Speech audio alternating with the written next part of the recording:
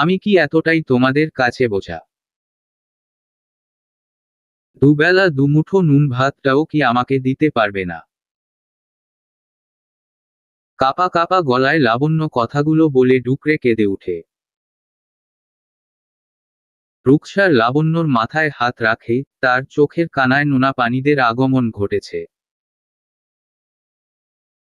লতিফা বেগম মেয়েকে মুখ ছামটা বলে উঠেন। মেয়েরা পর্গোত্রের, তোমাকে বিয়ে দেওয়া হয়েছে কি এখানে বসিয়ে রাখার জন্য? এত বছর তো তোমাকে খাইয়েছি, পরিয়েছি, বড় করেছি, তার মূল্য দিবে না তুমি? তাহলে তুমি আমাকে জন্ম দিয়েছিলে কেন মা? আর মূল্য যদি দিতেই হয় তাহলে বিয়ে দিলে কেন? পড়েছি যখন তখন চাকরি করে টাকা দিয়ে তোমাদের মূল্য দিয়ে দিতাম। লাবণ্যর কথা বলা শেষ হতেই মিজানুর সাহেব এবার চিল্লিয়ে উঠেন। চুপ করো তুমি। দু কলম পড়েছ বলে বেশ তো কথা শিখে ফেলেছ দেখছি। ও কথা বলবে না তো কি তুমি? আমি এভাবে কথা বলবো বাবা? আসলে ওর ইচ্ছাই নেই সংসার করার, শুধু শুধু আমাদের বেইজ্জত করা। ফালতু মেয়ে একটা। আচ্ছা তোমরা মেয়েটাকে এভাবে কথা শোনাচ্ছ কেন? তোমরাই তো ওর আপনজন, বাবা ওনা আপনার রক্তের সন্তান। ও আজ একটা বিপদে পড়ে এখানে এসেছে আপনাদের কাছে। আর আপনাদের কাছে আসবে না তো কোথায় যাবে? এ সময় আপনারাই তো ওকে ভরসা দেবেন। তুমি থামো তো বৌমা, রক্তের সম্পর্কের মেয়ে বলে কি ও যা খুশি করে বেরোবে? ও নিজের ভালো কতটা বোঝে? কি হয়েছে কি হয়নি ছুটে চলে এসেছে এখানে। এসেছিস ভালো, তাই বলে যেটা বোঝাবো বুঝবি না? কেমন মেয়ে তুই? তুমিই তো তৈরি করেছো মেয়েটাকে, কেমন শিক্ষা দিয়েছো তুমি নিজের চোখেই দেখো। বাপ মা যেটা বলে ছেলেমেয়েরা তাই শোনে, কিন্তু এই মেয়ে। মিজানুর সাহেব লতিফা বেগমকে কথাগুলো বলে মেয়ের দিকে তেড়ে এলেন।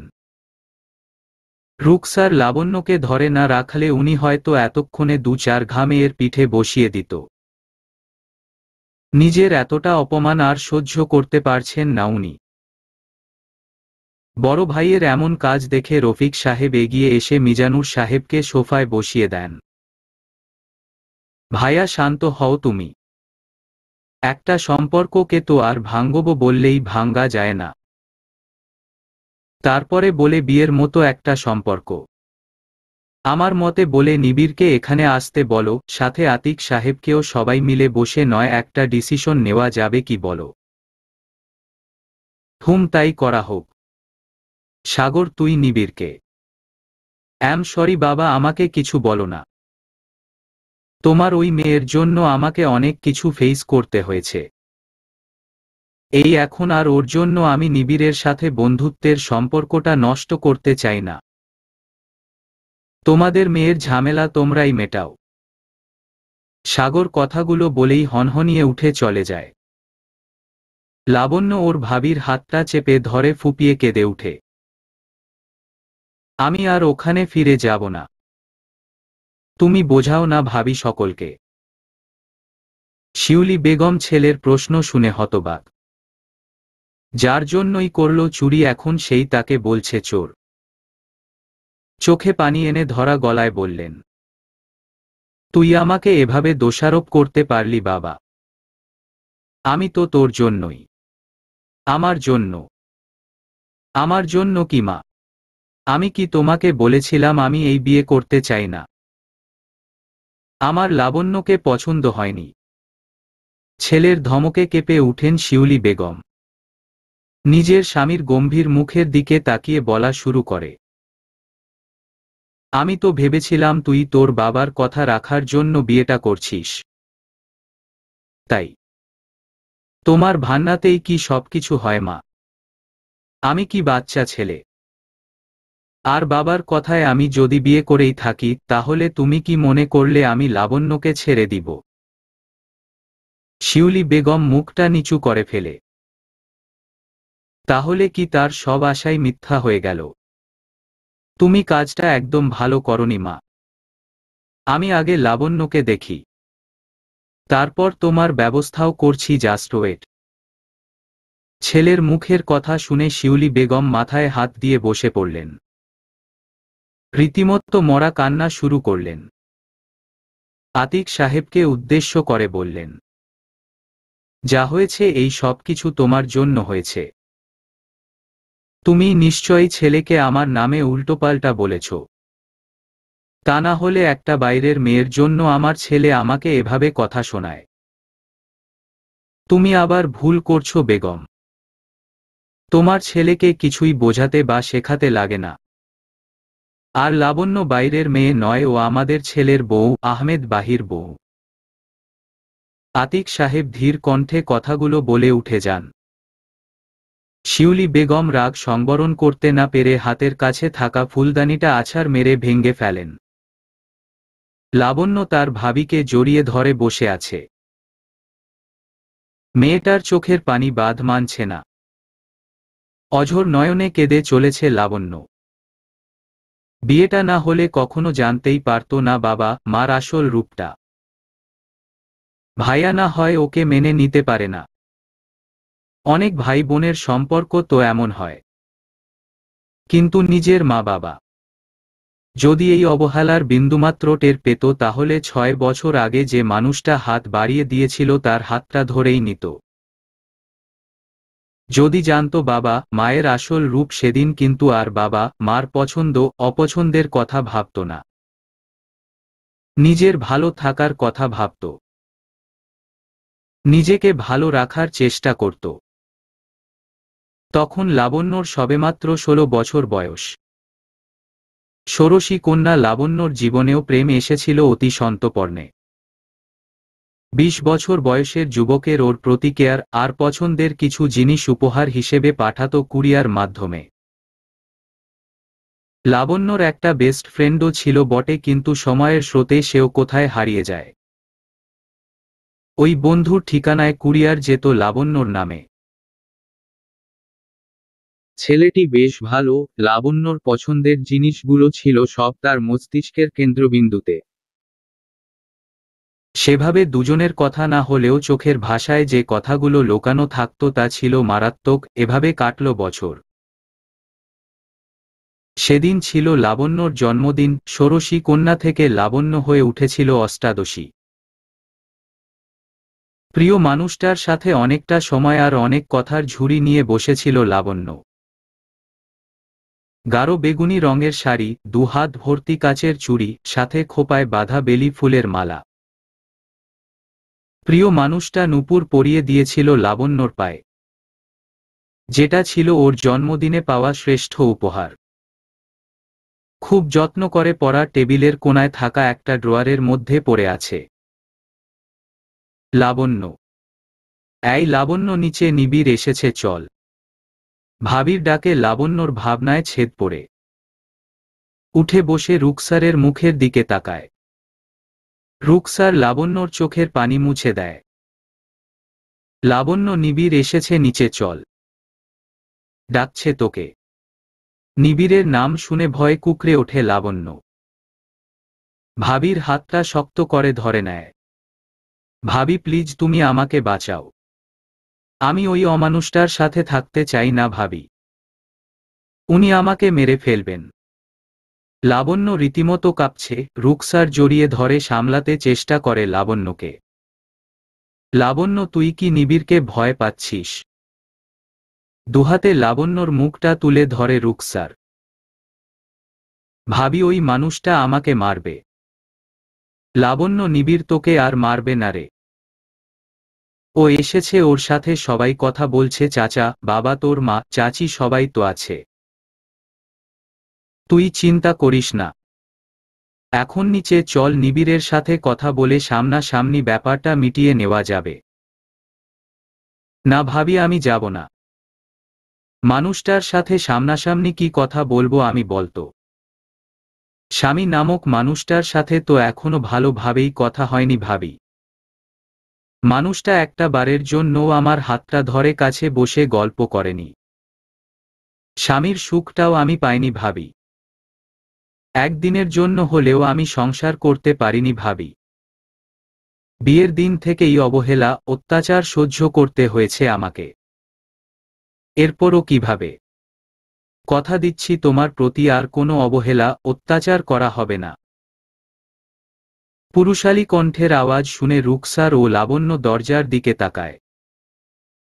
লাবণ্য নিবিড়কে দেখে চমকে উঠে ওর ভাবির হাতটা শক্ত করে ধরে নেয়। ভাবি, আমি কিছুক্ষণ আমার স্ত্রীর সাথে একা কথা বলতে চাই। আপনি আমাকে সুযোগ করে দিবেন প্লিজ। রুকসার ঘাড় নেড়ে সম্মতি জানায়। লাবণ্য হাত চেপে ধরলেও রুকসার হাতটা ছাড়িয়ে নিয়ে রুমের বাইরে চলে যায়। লাবণ্য বিছানায় জড়োসড়ো হয়ে বসে ফুঁপিয়ে কাঁদতে থাকে। রুকসার চলে যাওয়ার সময় দরজাটা হালকা বন্ধ করে চলে যায়। নিবিড় দরজাটা লক করে লাবণ্যর কাছে এগিয়ে আসে। লাবণ্যর কান্নার বেগ বেড়ে যায়। লাবণ্য, আই অ্যাম সরি। খুব বড় ভুল করেছি আমি। আর কখনো এমন হবে না। আমার মাথা গরম হয়ে গিয়েছিল, তাই ভুলবশত এমন করে ফেলেছি। লাবণ্যকে জড়িয়ে ধরে একনাগাড়ে কথাগুলো বলতে থাকে নিবিড়। লাবণ্য কেঁপে উঠছে মাঝে মধ্যে। নিবিড় লাবণ্যর চোখের পানি মুছিয়ে দিয়ে নিজের বুকে লাবণ্যর মাথাটা রাখে। বিশ্বাস করো, আমি সত্যই তোমাকে আঘাত করতে চাইনি। ভুলবশত করে ফেলেছি, মাফ করে দাও লক্ষ্মীটি। ইউনো লাইফে এই প্রথমবার আমার কাছে ইউকে থেকে আসা একটা ডিল হাতছাড়া হয়ে যায়।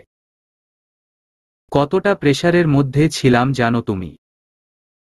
মায়ের বলা অভিযোগে আর তোমার করা অভিযোগে আমি হিতাহিত জ্ঞান হারিয়ে ফেলি। ইউনো, আমার রাগ হলে কোনো কিছুই আমি তোয়াক্কা করি না। আমি যে তোমাকে আঘাত করেই মাথা ঠান্ডা করতে বাইরে বের হয়ে গিয়েছিলাম।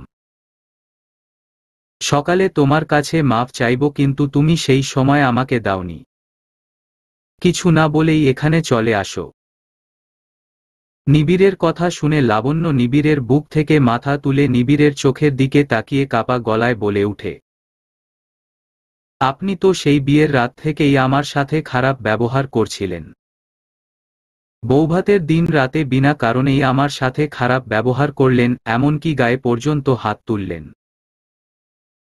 আমি রাগের বশীভূত হয়ে এমন করে ফেলেছি। লাবণ্যর চোখটা অসম্ভব রকম লাল হয়ে ফুলে গেছে। রক্তিম বর্ণ ধারণ করেছে চোখজোড়া। ঠোঁটটা শুকনো হয়ে গেছে। মেয়েটা রীতিমতো কাঁপছে। এতটুকু কথা বলতেও মেয়েটার ভীষণ কষ্ট হচ্ছে। নিবিড়ের বুকের ভিতরটা মুচড়ে উঠছে। সত্যিই মেয়েটার প্রতি অনেক বড় অন্যায় করে ফেলেছে সে। হয়তো এর কোনো ক্ষমা হয় না। লাবণ্য কাপা কণ্ঠে হিচকি তুলে বলে উঠে, রাগ মানুষকে হিংস্র পশুতে পরিণত করে, আপনি তো মানুষ। এতটাও রাগের মাত্রা ঠিক নয় যে কিছু না জেনে বুঝেই গায়ে হাত তুলবেন। কান ধরছি, মাফ চাই। আর একটা সুযোগ দাও আমায় লাবণ্যময়ী। আমি সব ঠিক করে দিব। নিবিড়ের করুণ স্বরে বলা কথাগুলো শুনে লাবণ্য চুপ হয়ে যায়। নিবিড় লাবণ্যর কপালে গাঢ় চুম্বন দিয়ে বসে।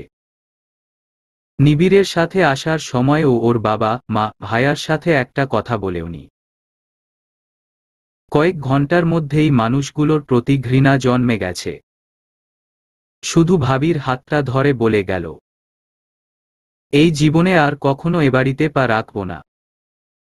হাজার হোক বাবা মা, তো মনের মধ্যে আক্ষেপ কষ্ট রয়েই যাবে। তুমি ওদের একটু দেখো।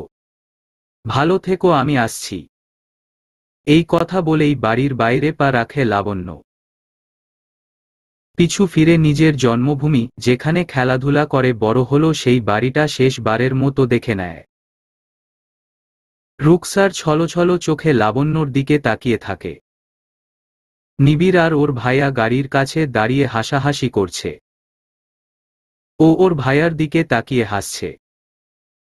তুই ভালো থাক ভাইয়া, সবসময় এমন হাসি খুশি থাক। ভাইয়ের ভালোবাসা তো কখনো পেলাম না আমি। অবশ্য তোর কাছে আমি তো অপয়া, অলক্ষী। আর এই অলক্ষী বোনটার মুখ তোকে দেখতে হবে না ভাইয়া। চলে যাচ্ছ আর তোদেরকে বিরক্ত করতে আসবো না। নিজের মনেই ভাইয়াকে উদ্দেশ্য করে কথাগুলো বলে লাবণ্য। লতিফা বেগম লাবণ্যর পিঠে হাত রাখেন, কিন্তু লাবণ্য হাত সরিয়ে গাড়িতে উঠে পড়ে। এই বয়সে এসেও শিউলি বেগমকে এমন অপমানিত হতে হবে তা উনার কল্পনার বাহিরে। উনাকে ক্ষমা চাইতে হবে এই মেয়ের কাছে। এমন দিন দেখার জন্যই কি আমি তোকে খাইয়ে পরিয়ে বড় করেছিলাম?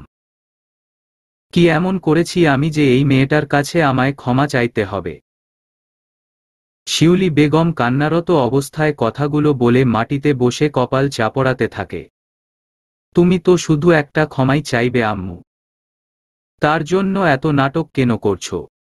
আর এই মেয়ে তুমি কাকে বলছো? ও তোমার বৌমা, আমার স্ত্রী, ওকে ওর যোগ্য সম্মানটুকু তো দাও। এবার অন্তত নিজেকে শুধরে নাও বেগম। ওদের ঠিক মতো সুখে এবার সংসার করতে দাও। ওদের দুজনের মধ্যে আর কোনো ভুল বোঝাবুঝির সৃষ্টি করিও না। হাত জোর করে বিনীত হচ্ছি। আতিক সাহেব। নিবিড়ের অনেক জোরাজুরিতে শিউলি বেগম লাবণ্যর কাছে মাথা নত করে ক্ষমা চেয়ে নেন। লাবণ্য হাসিমুখে শিউলি বেগমের হাতটা ধরে নেয়। মা, আপনি আমার কাছে এভাবে ক্ষমা চাইবেন না প্লিজ। মা, আমি চাই আপনি আমার সাথে মেয়ের মতো আচরণ করুন। আমি বলছি তো, আপনি আমাকে একটু আপন করে নিন। আমি আমার বিরুদ্ধে আর কোনো অভিযোগ আপনার মনে সৃষ্টি করতে দেব না। আপনি শুধু কিছুটা সময় নিয়ে আমাকে মানিয়ে নিন মা। লাবণ্যর কথা শুনে শিউলি বেগম নিজের চোখের পানি মুছে নেয়। শিউলি বেগমের পা ছুঁয়ে লাবণ্য সালাম করে। শিউলি বেগম সব ভুলে লাবণ্যকে জড়িয়ে ধরে। দেখলে তো লাবণ্য মেয়ে হিসেবে কতটা ভালো।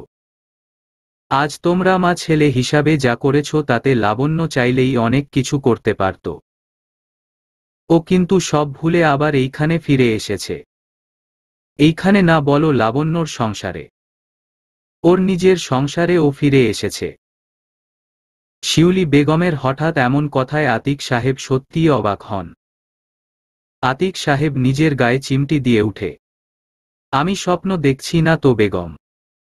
তুমি সত্যিই এমন কথা বলছো? শিউলি বেগম হাসিমুখে লাবণ্যর হাত ধরে নিবিড়ের হাতে ধরিয়ে দেয়। দুজনকে জড়িয়ে ধরে চোখ বন্ধ করে। আমার ছেলের খুশিতেই আমি খুশি। আমার ছেলে যা চায় তাই হবে। আমার ছেলের খুশির কথাই আমি ভাবি। তাই আমার ছেলে যখন লাবণ্যকে নিয়ে সারা জীবন থাকতে চায়, এখানে আমার আর কোনো আপত্তি নেই। লাভ ইউ আম্মু, লাভ ইউ ফরএভার। নিবিড়ের কথায় লাবণ্য ছাড়া প্রত্যেকেই হেসে উঠে। লাবণ্যর মনের ভিতর থেকে চাপা একটা দীর্ঘশ্বাস বেরিয়ে আসে। সব ভালোর মধ্যেও কোথাও যেন একটা ফাঁক রয়ে গেছে। কোথাও একটা চাপা কষ্ট ভিতরে মোচড় দিয়ে উঠছে। হয়তো বাবা মাকে চিরজীবনের মতো ত্যাগ করে আসার কষ্টটা লাবণ্যকে শান্তি দিচ্ছে না। এখন থেকে হেসে হোক, কষ্ট করে হোক, এই মানুষগুলোকেই আঁকড়ে ধরে বাঁচতে হবে। এখন এটাই যে ওর শেষ আশ্রয়। মা তো স্পষ্ট বলেই দিয়েছে মেয়েরা পরগাছা। কিন্তু শাশুড়ি মা হাসিমুখে বলেছে এটা ওর সংসার। নাম দিয়েছে লাবণ্যর সংসার। এই কথাতে অনেকটা ভরসা পেয়েছ লাবণ্য। যা হয়তো ওর বেঁচে থাকার আলো। লাবণ্য, কি ভাবছ? নিবিড়ের ডাকে হুঁশ ফেরে লাবণ্যর। চোখের পানি মুছে নিয়ে নিবিড়ের দিকে তাকায়। রুমে চলো, ফ্রেশ হয় নাও। লাবণ্য নিবিড়ের সাথে রুমে চলে আসে। নিবিড় দরজা বন্ধ করে দেয়। লাবণ্যর হাতটা ধরে নিয়ে ওকে বিছানায় বসিয়ে দেয়। নিজে ওর পায়ের কাছে বসে পড়ে। লাবণ্য পা তুলে নিতে চাইলে নিবিড় শক্ত করে ধরে নেয়। তুমি আমায় ক্ষমা করেছ তো লাবণ্যময়ী? আমি জানি আমি তোমাকে অনেক কষ্ট দিয়েছি। এখনো স্বামীর দায়িত্ব পালন করিনি। তোমার হাত ধরে বসে একটা দুটো ভালোমন্দ কথাও বলিনি। কিন্তু আজকের পর থেকে তুমি স্ত্রীর সমস্ত অধিকার পাবে। নিবিড় লাবণ্যর কপালে গভীর ভালোবাসার পরশ এঁকে দেয়। কানের কাছে মুখ এনে ফিসফিসিয়ে বলে, আজকের সন্ধ্যায় স্পেশাল একটা গিফট আছে তোমার জন্য, রেডি থেকো। নিবিড় হুড়মুড়িয়ে রুম থেকে বের হয়ে যায়। লাবণ্য বিছানা থেকে উঠে শাওয়ার নিতে চলে যায়। লাবণ্য এখনো নিজেকে বোঝাতে পারছে না। সত্যিই সে তার মা বাবার সাথে সমস্ত সম্পর্ক ভেঙে দিয়ে এসেছে। সত্যিই কি মায়ের কোলে শুতে পারবে না? মায়ের হাতে ভাত খেতে পারবে না?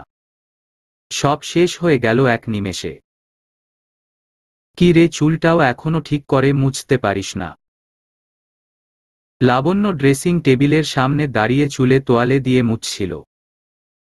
কারুর গলার আওয়াজ পেতেই ঘুরে তাকিয়ে দেখে ওর শাশুড়ি মা প্লেট হাতে হাসি মুখে দাঁড়িয়ে আছে।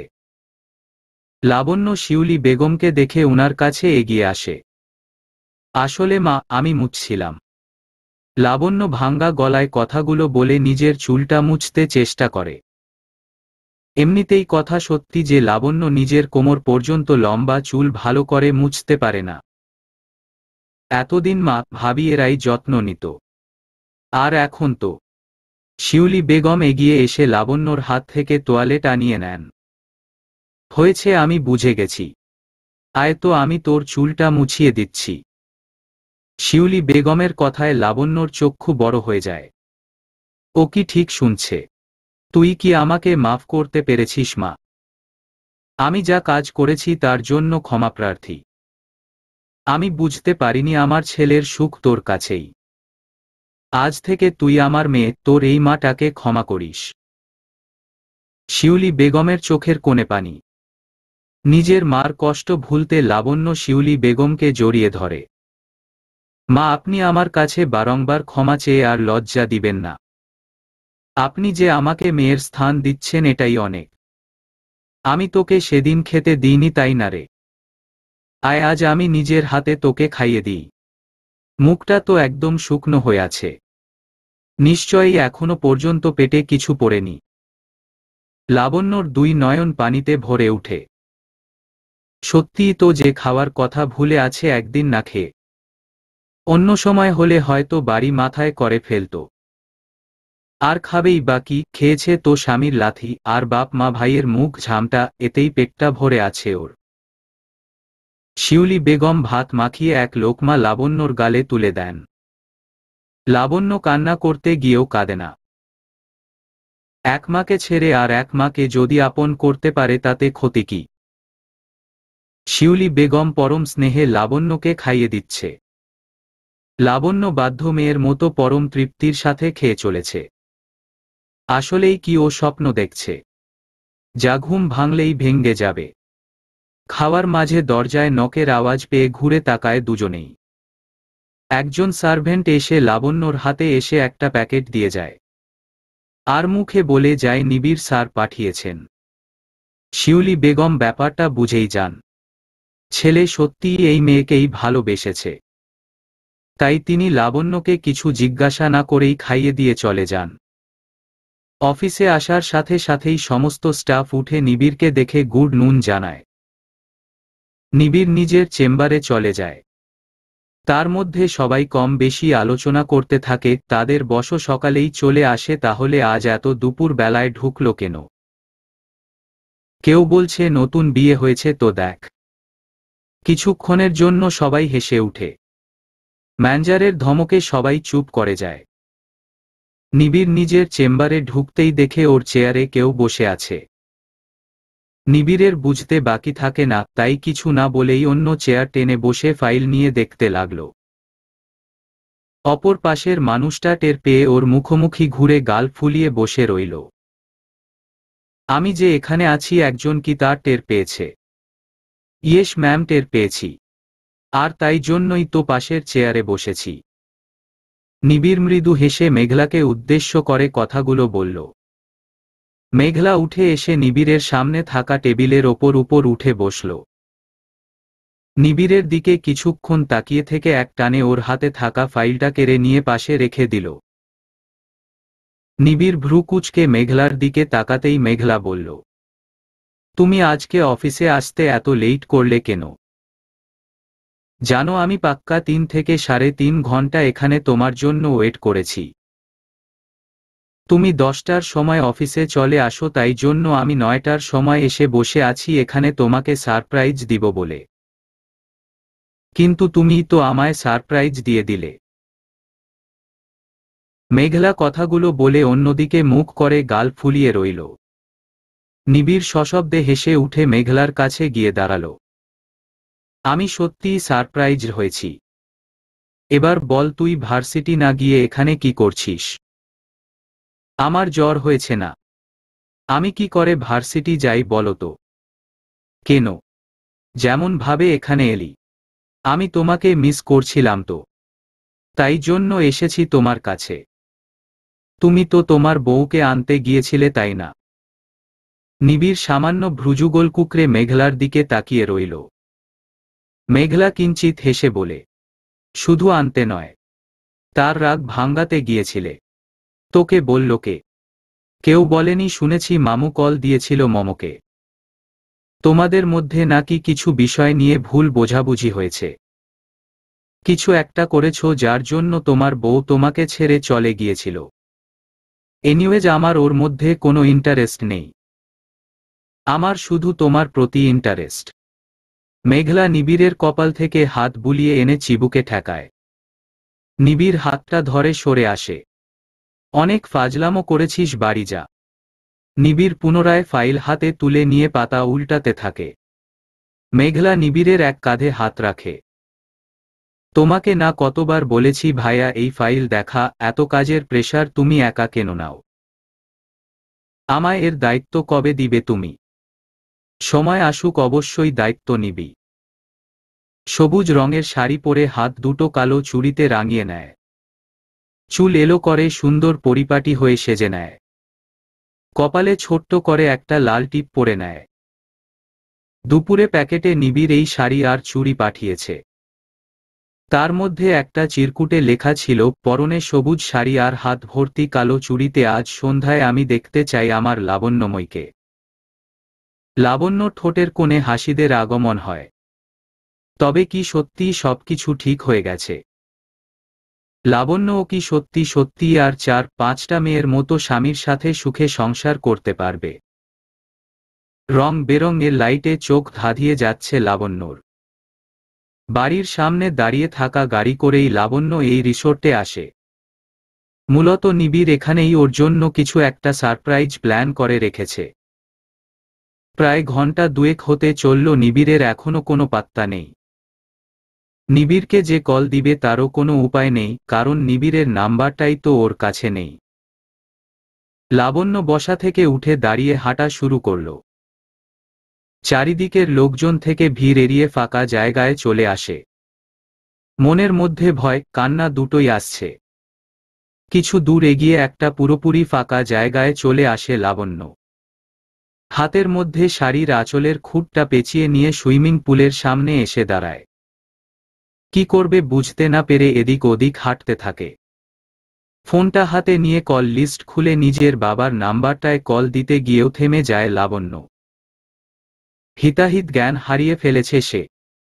নিজের স্বামীর নম্বর নিতে তার বাবার কাছে সাহায্য চাইবে। সেই বাবা যে কিনা তার কঠিন সময়ে পাশে থাকেনি। লাবণ্য দু চোখ জুড়ে নোনাপানিদের আগমন হয়। আর কোনো কিছুর রাস্তা না পেয়ে রিসোর্ট থেকে বের হয়ে আসার জন্য লাবণ্য চলে আসতে যায়, ঠিক তখনই সবকিছু অন্ধকার হয়ে যায়। আচমকা ওকে কেউ কোলে তুলে নেয়। 20 সেকেন্ড পর নামিয়ে দেয় লাবণ্যকে। লাবণ্য ভয় পেয়ে যায়, চিৎকার করতে গেলে একটা আলোর ফোকাস পড়ে। একটা দুটো পরপর চারিদিক আলোর রোশনাই ছড়িয়ে পড়ে। চারপাশটা তাকিয়ে দেখে এটা একটা অন্য জায়গা, যেখানে কোনো সুইমিং পুল নেই। তবে ওই দূরে কিছু একটা আছে যেটায় চোখ রাখতেই ওর চোখে কেউ হাত চেপে ধরে, কেউ কানের কাছে মুখ এনে স্লো ভয়েসে বলে উঠে, তু হ্যায় জো রুবারু মেরে, বড় মেহফুজ রেহতাহু, তেরে মিলনে কা শুকরানা, খুদা সে রোজ করতাহুন। লাবণ্য চমকে উঠে হাতটা সরিয়ে সামনে থাকা মানুষটাকে দেখে চমকে উঠে। নিবিড়। লাবণ্য কিছু বলতে যাওয়ার আগেই নিবিড় ওর কাঁধে নিজের হাত দুটো রেখে ওকে জড়িয়ে নেয়। লাবণ্য ফুপিয়ে কেঁদে ফেলে, আপনি কোথায় ছিলেন? জানেন আমি কত ভয় পেয়েছিলাম। এমন পরিস্থিতিতে আমি কখনো পড়িনি। ওলে, আমার বাবুটা ভয় পেয়ে গিয়েছিল। আমি জানতাম না তো। আচ্ছা বাবু, অ্যাম সরি। কান ধরি। নিবিড়ের এমন আচরণে আর ওর মুখে বাবু ডাক শুনে লাবণ্যর চক্ষুচরক গাছ হয়ে যায়। নিবিড় লাবণ্যকে দেখে কোনো কিছু না বলেই ও নাকের ডগায় হালকা কামড় বসায়। লাবণ্য তৎক্ষণাৎ নিবিড়কে হালকা হাতে সরিয়ে দিয়ে লাফ মেরে নিবিড়ের থেকে এক হাত দূরে দাঁড়ায়। কি করছেন, পাগল হলেন নাকি? নিবিড় লাবণ্যকে নিজের কাছে টেনে এনে খিলখিলিয়ে হেসে উঠে। আমি তো 4 ঘন্টা ধরে এই রিসোর্টের মধ্যেই আছি। মানে? তাহলে আমি যে 2 ঘন্টা ধরে এখানে একা ছিলাম, কই আপনি আমার কাছে আসলেন না তো? বিকজ আমি তোমার জন্য স্পেশাল একটা গিফট অ্যারেঞ্জ করছিলাম, তাই বলে 2 ঘন্টা আমাকে অপেক্ষা করালেন। নিবিড় অভিমানের সুরে গাল ফুলিয়ে বলে উঠে, তুমি আমায় এখনো ক্ষমা করতে পারোনি তাই না লাবণ্যময়ী? তাই জন্য 2 ঘন্টা অপেক্ষা করিয়েছি বলে আমার ওপর রাগ করছো? না না, আমি আপনার ওপর রাগ করছি না। আর তাছাড়া আপনি তো আমার স্বামী, আপনার জন্য 2 ঘন্টা কেন, 7 জনম অপেক্ষা করতে পারি। লাবণ্যর কথা শুনে নিবিড় ওকে ঝট করে আরও কাছে এনে কপালে গাঢ় চুম্বন দিয়ে বসে। লাবণ্য নিবিড়ের শার্ট খামছে ধরে চোখ বন্ধ করে ফেলে। ওখানে না দাঁড়িয়ে থেকে এবার এখানে তো আসুন, তা না হলে আমার 4 ঘন্টার পরিশ্রম নষ্ট হয়ে যাবে। লাবণ্য নিবিড়ের কথা শুনে চোখ খুলে তাকিয়ে দেখে লজ্জায় মুখ নিচু করে ফেলে। বোকার মতো এতক্ষণ ও চোখ বন্ধ করেছিল। নিবিড় তো ওকে কখন ছেড়ে দিয়েছে। কি হলো, ওখানেই দাঁড়িয়ে থাকবে নাকি? আরে আসো তো। লাবণ্য গুটি গুটি পায়ে সামনের দিকে এগিয়ে যেতে থাকে। নিবিড় এসে ওকে পাজা কোলে তুলে নিয়ে এসে নামিয়ে দেয়। চারদিকে সুন্দর লাইট, লাভ সাইন আকারের সাজানো বেলুন। নিবিড়ের হাত ধরে 2-3 পা হেঁটে এসে 4-5 ধাপ সিঁড়ির সাহায্যে উঠে এসে সামনে তাকিয়ে অবাক হয় লাবণ্য। অনেকগুলো রঙিন ক্যান্ডেলের সাথে একটা লাভ সাইন আকারের কেক। লাবণ্য নিবিড়ের মুখের দিকে তাকিয়ে দেখে নিবিড় হাসছে। আজ তো আমার জন্মদিন নয়। তবে কি আপনার জন্মদিন? নিবিড় লাবণ্যর দুটো কাঁধে হাত দিয়ে কেকের সামনে নিয়ে দাঁড়াতেই হাজার ফুলের পাপড়ি ওদের মাথায় এসে পড়ে। লাবণ্য 2 হাত ধরে পাপড়িগুলো ধরে নেয়। আজ কারুর জন্মদিন নয়, আজ আমাদের জন্মদিন। আমাদের নতুন সম্পর্কের সূচনার জন্মদিন। লাবণ্য নিবিড়ের দিকে পলকহীন ভাবে চেয়ে আছে। নিবিড় হাসি মুখে লাবণ্যকে দেখছে। বেশ কয়েকক্ষণ কেটে যাওয়ার পর নিবিড় লাবণ্যর কোমর জড়িয়ে ধরে কাছে টেনে এনে ওর চোখের সামনে হাতের তুড়ি বাজায়। লাবণ্যর চমক ভাবে, কোথায় হারিয়ে গেছিলে আমার লাবণ্যময়ী? ভাবছি যা আমার চোখের সামনে ঘটছে সব সত্যি কিনা, আমি স্বপ্ন দেখছি কিনা। যা ঘুম ভাঙলেই হারিয়ে যাবে। তুমি স্বপ্ন দেখছো কিনা তার প্রমাণ এই কেকটা কাটলেই বুঝে যাবে। আর তোমার চোখের সামনে যে সবকিছু সত্যিই ঘটেছে তার জলজ্যান্ত প্রমাণ তুমি এক্ষুনি পাবে। নিবিড় কথাগুলো বলতে বলতে লাবণ্যর হাতে ছুরি ধরিয়ে দেয়। লাবণ্যর কানের কাছে মুখ এনে গুনগুনিয়ে বলে উঠে, ইয়ে দিল পাগল বানা বৈঠা, ইসে আব তু হি বোঝা দে, দেখে তুঝমে মেরি দুনিয়া তু বান যা রে। লাবণ্য নিবিড়ের করা ইশারায় ক্যান্ডেলগুলো নিভিয়ে নিবিড়ের হাত ধরে কেক কাটে। নিবিড়কে কেকের এক টুকরো খাইয়ে দেয়। নিবিড় ওর হাতে একটা বড় বক্স ধরিয়ে দেয়। লাবণ্য কি আছে জানতে চাইলে নিবিড় ওকে খুলতে বলে। একটার পর একটা বক্স খোলার সপ্তম বক্সটা ছোট্ট ব্লু রঙের হয়। লাবণ্য কিছুটা আন্দাজ করতে পারে, তাই বক্সটা নিজে আর না খুলে নিবিড়ের হাতে ধরিয়ে দেয়। আমি আর পারবো না, আপনি খুলুন। বক্স খুলতে খুলতে আমি হাঁপিয়ে উঠেছি। নিবিড় মুচকি হেসে হাঁটু মুড়ে ওর সামনে বসে লাবণ্যর বাম হাতটা টেনে নিয়ে অনামিকা আঙুলে আংটি পরিয়ে দেয়। হু খুশকিসমত জো কিসমত সে, তুমহে আইসে মেন পায়া হু, ম্যায় তুমসে ইশক করনে কি। লাবণ্যর হাতে নিবিড় গাঢ় চুম্বন করে। লাবণ্যর লজ্জায় গাল লাল হয়ে যায়, মুখ নিচু করে ফেলে। তুমি যে স্বপ্ন দেখছো না, এটাই তার সবথেকে বড় প্রমাণ।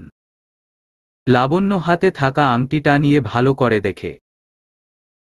আংটিটা ধরে অনুভব করে সত্যিই ও কোনো ঘোরের মধ্যে নেই। লাবণ্যর চোখের কোণে পানি চিকচিক করে। Diamond ring.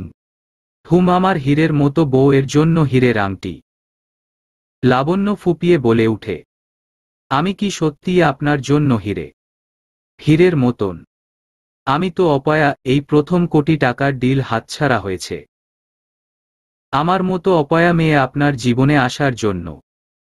Oh come on Labanya, at least আজকের মতো স্পেশাল একটা দিনে এইসব কথা ছেড়ে দাও না। পরে না হয় হিসাব নিকাশ করা যাবে। হিসাব নিকাশ মানে? কিসের হিসাব নিকাশ করবেন আপনি? নিবিড় আর কিছু বলে না। পুনরায় লাবণ্যকে কোলে তুলে নেয়। আচমকা কোলে তুলে নেওয়া লাবণ্য ভয় পেয়ে যায়, তাই নিবিড়ের গলা শক্ত করে জড়িয়ে ধরে নেয়। নিবিড় ওকে সুইমিং পুলের পাশে নিয়ে চলে আসে। ওখানটা ফাঁকা থাকলেও এখন আর ফাঁকা নেই। ওখানে টেবিল চেয়ার রাখা হয়েছে, ডেকোরেটিং খুব সুন্দর করা হয়েছে। লাবণ্যর চোখ ধাঁধায় যাচ্ছে, কয়েক মিনিটের মধ্যে এত কিছু কি করে হতে পারে। নিবিড় ওকে চেয়ারে বসিয়ে দেয়। ওর সামনে সবকিছুই ওর ফেভারিট খাবার রাখা আছে। নিবিড় মুচকি হেসে লাবণ্যর দিকে তাকিয়ে থেকে গম্ভীর হয়ে যায়। হঠাৎ নিবিড়ের চোখে চোখ পড়তেই লাবণ্য মুখ নিচু করে নেয়, কারণ নিবিড়ের চোখে কিঞ্চিত রাগ স্পষ্ট। তোমার কি এইসব পছন্দ নয় লাবণ্য? খানিকটা রূঢ় কণ্ঠে নিবিড় লাবণ্যকে প্রশ্ন করে। লাবণ্য কাপা গলায় বলে উঠে, আপনি হঠাৎ এমন প্রশ্ন করছেন কেন? তুমি আমার কথার উত্তর আগে দাও। তখন থেকে আমি এত কিছু করছি তোমার জন্য, বিনিময়ে আমি তোমার মুখ থেকে এক ফোঁটা হাসিও পাচ্ছি না, চোখের পানি ছাড়া। এই সমস্যা কি বলতো তোমার? কি সমস্যা? নিবিড়ের ধমকে বলা কথায় কেঁপে উঠে লাবণ্য। পুরনো ভয়টা পুনরায় মনের মধ্যে চেপে বসে। নিজেকে স্বাভাবিক করার চেষ্টা করে। আমার কপালে সত্যিই কি এত সুখ লেখা আছে? আসলেই কি এগুলো আমার সাথে ঘটছে? কিংবা ঘটা উচিত? এত সুখ আমার কপালে সইবে কি? উফফ, আবার সেই বোরিং কথাবার্তা। এত ইমাজিন করো কেন তুমি? বাস্তবের মাটিতেই পা দিয়ে চলো না। বাস্তবের মাটিতে পা দিয়ে চলি বলেই তো ভাবলাম। লাবণ্য ভয়ে ভয়ে কথাগুলো বলে ফেলল। নিবিড় সজোরে টেবিলে চাপড় মেরে উঠে দাঁড়াল। তোমার ভাবা হয়ে গেলে বাড়ি চলে এসো। বাইরে গাড়ি নিয়ে ড্রাইভার ওয়েট করে থাকবে। নিবিড় হনহনিয়ে উঠে চলে যায়। লাবণ্য নিবিড়ের যাওয়ার পানে তাকিয়ে চোখের পানি ফেলতে থাকে। বাড়ি এসে লাবণ্য বেশ অবাক হয়। সে ফিরে আসলেও নিবিড় আসেনি। তাহলে কি রাগ করে অন্য কোথাও গেলেন তিনি? লাবণ্য একটা তাচ্ছিল্যর হাসি হাসে। বাস্তবটাই তো নিবিড়কে বলেছিল, আর তাই তো হলো। নিবিড় তো পারলেই লাবণ্যকে বলতে পারত সব ভুলে যাওয়ার কথা। সান্ত্বনাটুকুও তো দিতে পারত নিবিড় লাবণ্যকে। যেহেতু নিবিড় বলেছে সম্পর্কটাকে নতুন ভাবে শুরু করবে, তাহলে কোথায়? নিবিড় কিভাবে পারল ওকে একা ফেলে চলে যেতে? আসলেই কি ওর কথার কোনো ভুল ছিল? নিবিড় চাইলেই তো ওর অভিমান করাটা নিজের ভালোবাসা দিয়ে ভুলিয়ে দিতে পারত। ড্রেসিং টেবিলের সামনে বসে নিজের মনেই কথাগুলো ভাবতে থাকে লাবণ্য। চোখের পানি মুছে বিছানার এক কোণে গিয়ে গুটিয়ে বসে থাকে লাবণ্য। বিয়ের পর বাকি মেয়েদের মতো নতুন জীবন তার নয়। কেমন আছো একটা ছাপোষা ঝাপসা। বাবা মার সাথে বিচ্ছেদ, এটাই কি তার কারণ? কিন্তু না, লাবণ্য তো এসব ভাববে না। কি হবে এইসব ভাবনা চিন্তা করে? কঠিন সময়টাতে তো তার বাবা মা তার পাশে থাকেনি। আজ ভাগ্যের জোরে না হয় স্বামী শাশুড়ি নামক মানুষগুলো ওকে ভালোবাসছে, আপন করে নিচ্ছে। এটাই তো ওর বড় পাওয়া। নাই বা বাপ মার কথা মনে করল। না, লাবণ্য আর এসব ভাববে না। নিবিড় ওর জন্য অনেক আশা নিয়ে সারপ্রাইজ প্ল্যান করেছিল। লাবণ্যকে খুশি করতে চেয়েছিল। কিন্তু ও নিজের মন খারাপগুলো কষ্টগুলো জোর করে বহন করে নিবিড়কে কষ্ট দিয়ে ফেলেছে। লাবণ্য চোখের পানি ভালো করে মুছে নেয়। ড্রেসিং টেবিলের সামনে দাঁড়িয়ে চোখের কাজল মুছে ভালো করে লাগিয়ে নেয়। নিবিড়কে ও সরি বলে নেবে। মানুষটা সত্যিই ভীষণ কষ্ট পেয়েছে। লাবণ্য নিজের মনেই কথাগুলো বলে মুচকি হেসে নিবিড়ের জন্য অপেক্ষা করতে থাকে। হাত মুষ্টিবদ্ধ করে বেশ ক্রোধান্বিত হয়েই নাইট ক্লাবের ভিতর ঢুকছে নিবিড়। চোখে মুখে রাগ সুস্পষ্ট, যে কেউ দেখলেই ধরতে পারবে। তবে রাগের পরিমাণটা কতখানি তা একমাত্র যার ওপর প্রকাশিত হবে সেই বুঝতে পারবে। এদিক ওদিক চারপাশে চোখ ঘুরিয়ে দেখতে থাকে নিবিড়। কয়েকজন বন্ধুদের সাথে দেখা হয় নিবিড়ের। কিন্তু নিবিড় শুধু হ্যাঁ হু দিয়ে ছেড়ে দিয়ে এগিয়ে আসে। এখানে গানের বেশ জোরেই চলছে। নিবিড় এগিয়ে যায়। মেঘলাকে নাচতে দেখে কিছুক্ষণের জন্য রাগটা দমন হয়। তবে যে বলেছিল মেঘলা এখানে ড্রিঙ্ক করছে তার ওপর রাগ হচ্ছে নিবিড়ের। ওখান থেকে চলে আসতে গেলেই কিছু একটা ভেবে থেমে যায়। ওর মনে হয় এসেছে যখন ও মেঘলাকে সাথে নিয়েই চলে যাবে। একটু ওয়েট করাই যাক। আর তাছাড়া ওর ফ্রেন্ডরা তো এখানেই আছে, তাদের সাথে একটু আড্ডা মারাই যায়। নিবিড় মুচকি হেসে মেঘলাকে দেখে চলে আসতে যাচ্ছে। ঠিক সেই সময়ই মেঘলা ড্রিঙ্ক করা শুরু করল। কয়েক চুমুক দিতেই নিবিড় সাথে সাথে মেঘলাকে টেনে নেয় নিজের কাছে। মেঘলা বিরক্ত হয়ে ওকে ধাক্কা দিতে গেলেও পারে না। নিবিড় ওকে শক্ত করে ধরে সাইডে সরিয়ে নিয়ে আসে। উফফ নিবিড় ভাইয়া ছাড়ো না আমায়, ডান্স করছি তো। ডান্স করছিস ভালো কথা, কিন্তু তাই বলে তুই ড্রিঙ্ক করছিস কেন? নিবিড় দাঁতে দাঁত চেপে কথাগুলো বলে। মেঘলার কাছ থেকে মদের তীব্র গন্ধ পেয়ে নিবিড়ের রাগ চরমে উঠে। তার মানে সত্যিই মেঘলা ড্রিঙ্ক করেছে। নিবিড়ের রাগ আর সংবরণ হয় না। একটা থাপ্পড় মেরে বসে মেঘলার গালে। মেঘলা গালে হাত দিয়ে ছলছল চোখে তাকিয়ে থাকে নিবিড়ের দিকে। তুমি আমাকে মারলে নিবিড় ভাইয়া। তোর ভাগ্য ভালো আমি তোকে শুধু মেরেছি, মেরে ফেলিনি। অনেক দিন ধরে তোর এইসব কাম কাজ শুনে আসছি। আমি কিছু বলিনি, ভেবেছিলাম একটু আধটু ছাড় দেওয়াই যায়। কিন্তু তুই তো দেখছি অধঃপতনে চলে গেছিস। এমন যদি চলতে থাকে তোকে আমি খুন করব মেঘলা। মেরাই ফেলো তুমি আমায়। আমাকে মেরে ফেলো। আমার জীবনে আর কি আছে বলতে পারো? আমি তো। নিবিড় মেঘলাকে আর কিছু বলতে না দিয়ে ওর হাত টেনে ধরে নিজের কাঁধে তুলে নেয়। মেঘলা ছটফট করতে থাকে। নিবিড় মেঘলাকে নিয়ে এসে গাড়িতে বসিয়ে দেয়। মেঘলা কিছু বলতে গেলেই নিবিড় ওকে চোখ রাঙিয়ে ধমক দিয়ে চুপ করিয়ে দেয়। মেঘলা চুপচাপ ঠোঁটে আঙুল দিয়ে বসে থাকে। নিবিড় মেঘলাকে সিট বেল্ট লাগিয়ে দেয়। নিবিড় ফুল স্পিড তুলে ড্রাইভ করে নিজেদের গেস্ট হাউজে নিয়ে চলে আসে। রুমের মধ্যে নিয়ে এসে শুইয়ে দেয়। মেঘলা চোখ পিটপিট করে তাকিয়ে থাকে নিবিড়ের দিকে। গেস্ট হাউজে কেন আনলে আমায়? তুই এতটা অবুঝ কেন মেঘলা? তুই বুঝতে পারছিস না তুই কি করছিস? বলো গেস্ট হাউজে কেন আনলে আমায়? মেঘলা চিৎকার করে কথাগুলো বলে। নিবিড় মেঘলার গাল দুটো দু আঙুলে চেপে ধরে। মেঘলা ব্যথা পেলেও দাঁতে দাঁত চেপে সহ্য করে নেয়। তুই মদ্যপ অবস্থায় আছিস। এই অবস্থায় তোকে বাড়িতে নিয়ে গেলে ফুফা ফুপিম্মার কি অবস্থা হতো? তোকে আমার বাড়িতে নিয়ে গেলেও তোর মামা মামির কি অবস্থা হতো? তোর মা বাবা তোকে আস্ত রাখত। মেঘলা ঝট করে নিবিড়ের গলা জড়িয়ে নেয়। তুমি আমাকেই ভালোবাসো তাই না নিবিড় ভাইয়া?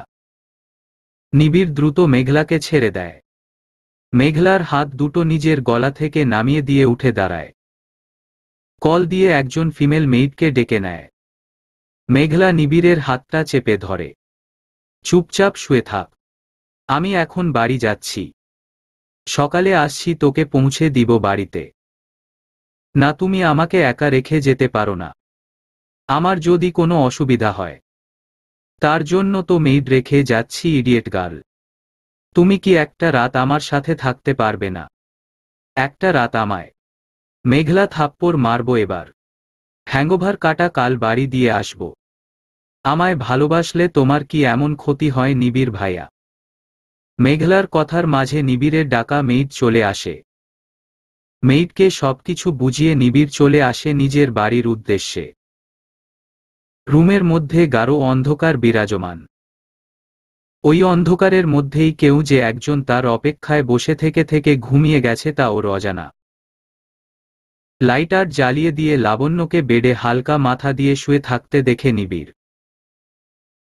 ঘণ্টা তিনেক আগের ঘটনা মনে পড়তেই নিবিড় লাবণ্যর থেকে মুখটা ঘুরিয়ে নেয়। ভাবলেশহীন, অযৌক্তিক, কথাবার্তাহীন মুখশ্রীর দিকে তাকিয়ে থাকলে রাগ ছাড়া আর কিছুই মাথায় আসবে না। নিবিড় নিজের গায়ে থাকা ব্লেজারটা খুলে ওয়াশরুমের ভিতরে চলে যায়। দরজাটা সশব্দে বন্ধ করে দেয়, যার ফলে লাবণ্যর ঘুমটা ভেঙে যায়। ঘুমন্ত চোখে লাইট পোড়ায় বেশ অস্বস্তি হয় লাবণ্যর। চোখ দুটো কচলে নিয়ে চট করে মাথায় চলে আসে নিবিড়ের কথা। ওয়াশরুম থেকে পানি পড়ার শব্দে বেড থেকে নেমে দাঁড়ায় লাবণ্য। বুঝে ফেলে নিবিড় এসে গেছে। নিবিড়কে তোয়ালে দিয়ে মাথা মুছতে মুছতে বের হয়ে আসতে দেখে লাবণ্য তৎক্ষণাৎ আলমারি থেকে নিবিড়ের জন্য পরিহিত টি শার্ট আর ট্রাউজার্স বের করে দেয়। লাবণ্য নিবিড়ের হাতে দিতে গেলে নিবিড় খানিকটা চোখ গরম করে তাকায়। লাবণ্য মাথা নিচু করে ফেলে, অ্যাম সরি। লাবণ্য মুখ তুলে তাকিয়ে দেখে নিবিড় অন্য একটা টি শার্ট ট্রাউজার্স নিয়ে ওয়াশরুমে চলে যায়। লাবণ্যর ভিতর থেকে একটা দীর্ঘশ্বাস বেরিয়ে আসে। বেশ কিছুক্ষণ পর নিবিড় বেরিয়ে আসে। ল্যাপটপ নিয়ে সোফায় বসে পড়ে। লাবণ্য গুটি গুটি পায়ে নিবিড়ের পাশে গিয়ে বসে। আপনি এতক্ষণ কোথায় ছিলেন? নিবিড় কাট কাট গলায় বলে। তোমার তা না জানলেও চলবে। লাবণ্য মুখ নিচু করে নেয়। বেশ কিছুক্ষণ পর নীরবতা কাটিয়ে লাবণ্য মনে সাহস নিয়ে নিবিড়ের গা ঘেঁষে বসে। নিবিড়ের হাতে হাত রেখে কাঁধে মাথা রাখে। আমি বুঝতে পারিনি আপনাকে এতটা হার্ট করে ফেলব। আমার আপনাকে হার্ট করার কোনো ইন্টেন্স ছিল না, বিশ্বাস করুন। আমায় আপনি ক্ষমা করুন। লাবণ্যর কাপা গলার কথা শুনে নিবিড়ের রাগে এক বালতি পানি পড়ে যায়। নিবিড় ল্যাপটপটা সাইডে রেখে লাবণ্যকে হঠাৎ করেই জড়িয়ে ধরে। নিজের বুকে লাবণ্যর মাথাটাকে শক্ত করে চেপে ধরে। কেমন জানি প্রশান্তি লাগছে নিবিড়ের। বেশ কিছুক্ষণ পর নিবিড় লাবণ্যকে নিজের বুক থেকে তুলে কপালে গাঢ় চুম্বন করল। লাবণ্য পুনরায় নিবিড়ের বুকে মাথা রাখল। দেখো লাবণ্য, আমি চাই একটা নতুন সুন্দর সম্পর্ক শুরু করতে, যেখানে কোনো ভুল বোঝাবুঝি থাকবে না। শুধু তুমি যদি আমার পাশে থাকো, আমায় সহযোগিতা কর। বেশ, তো আমিও তাই চাই। আর আমি কোনো পুরনো কথা ভাবব না। পুরনো ঘটে যাওয়া কাহিনী আর আপনার সামনে বা নিজের মনেও বলবো না। এই তো গুড গার্ল, বুঝেছ তাহলে? নিবিড় হাসি মুখে কথাগুলো বলে বেশ কিছুক্ষণ নীরব থাকে। লাবণ্য নিবিড়ের বুকে এক আঙুল দিয়ে আঁকিবুকি কেটে চলেছে। তুমি কিন্তু এখনো চাইলেই আজকের রাতটা স্পেশাল করতে পারো। কিভাবে? লাবণ্যর স্বাভাবিক কণ্ঠের প্রশ্ন। নিবিড় লাবণ্যকে সরিয়ে উঠে দাঁড়ায়। আমি নিচে গেলাম, তুমি দ্রুত ডাইনিং রুমে চলে আসো। নিবিড় দ্রুত পায়ে রুম থেকে বের হয়ে যায়। লাবণ্য ভাবনায় পড়ে যায়। এই তো মানুষটা বেশ সুন্দরভাবে কথা বলছিল। তাহলে ওর করা প্রশ্নে কি রেগে গেল? তবে কি এই মানুষটাকে বোঝা লাবণ্যর সাধ্যের বাইরে? পরক্ষণেই লাবণ্যর চোখ ঘড়ির কাঁটায় যায়। এখন সময় রাত 10:15। এত কিছুর পর ওর এবার মনে হয় ওদের তো এখনো রাতের খাবারটাই খাওয়া হয়নি। মানুষটার নিশ্চয়ই ভীষণ ক্ষুধা পেয়েছে। আর ও মনের ভুলে সবকিছু ভুলে গল্প করতে বসে পড়ল। আজব, নিজের মনকেই বকতে বকতে নিচে নামে লাবণ্য। গুটি গুটি পায়ে ডাইনিং রুমে এসে দাঁড়ায়। কিন্তু এখানে তো অন্ধকার, উনি তো এখানেই আসতে বললেন। নিজের মনে কথাগুলো ভেবে দেওয়ালের গা ঘেঁষে সুইচ বোর্ড খোঁজার জন্য হাত বাড়ায় লাবণ্য। কিন্তু ও অন করার আগেই লাইট জ্বলে ওঠে। আবার এক রকম চমকে উঠে লাবণ্য। এইভাবে লাবণ্যর কানে ফিসফিসিয়ে কথাগুলো বলে উঠে নিবিড়। এভাবে হঠাৎ করে কানের মধ্যে কথা বলায় লাবণ্য ভয় পেয়ে যায়। নিজের বুকে হাত রেখে চোখ বড় করে তাকায় নিবিড়ের দিকে। নিবিড় গলা জড়িয়ে ধরে লাবণ্যর। কি হয়েছে, ভয় পেয়েছ? এমন কেউ করে বলুন তো? প্রথমত তো অন্ধকার ছিল, হঠাৎ করে আলো জ্বলে উঠল। তারপর আপনি এভাবে কথা বলে উঠলেন। আমার তো জীবনটাই বেরিয়ে আসছিল। আচ্ছা সরি বাবু। নিবিড়ের মুখে বাবু কথাটা শুনে লাবণ্য ভ্রু যুগল কুঁকড়ে থাকে। নিবিড় লাবণ্যকে চেয়ারে বসিয়ে দেয়। লাবণ্য সামনে তাকিয়ে দেখে রিসোর্টে দেখা ওর পছন্দের খাবারগুলোই এখানে আছে। তফাৎ শুধু ওখানে সুইমিং পুলের পাশে টেবিলে খাবারগুলো ছিল, আর এখানে ডাইনিং রুমের টেবিলে। লাবণ্য নিবিড়ের দিকে তাকালে নিবিড় মুচকি হাসি দিয়ে বলে, তোমার পছন্দের খাবার কি? তুমি কি খেতে ভালোবাসো সব তোমার ভাইয়ার থেকে জেনে নিয়েছি। লাবণ্য যেন বিস্ময়ের চরম পর্যায়ে পৌঁছে যায়। সত্যি ওর পছন্দের সব খাবারগুলোই তো টেবিলে সাজানো। তার মানে ওর ভাইয়া ওর খাবার প্রতি খেয়াল রাখত, জানতো কি খেতে ভালোবাসে ওর বোন। নিবিড় লাবণ্যর চোখের সামনে তুড়ি মেরে বলে, এই কোথায় হারিয়ে গেলে লাবণ্যময়ী? ঘোর কাটে লাবণ্যর।